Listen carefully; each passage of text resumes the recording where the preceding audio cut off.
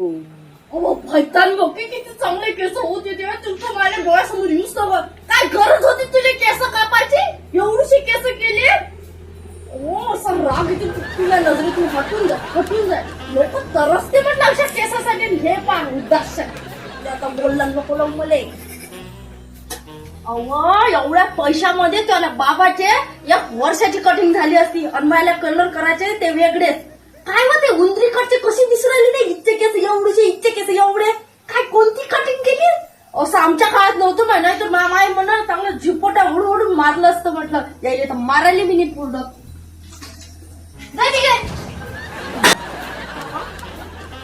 लोकांना दाखवायची काय गरज होती? स्टेटस कायला ठेवलं तू ना? तुम्हाला शेजारची ताई विचारत आहे ना का तुमच्या पोरीने केस काढून कापले म्हणून? आता तिची पोरगी बी नादाला लागली. इकडे तू सोडली पोट्टी. इले काहीच नाही यात.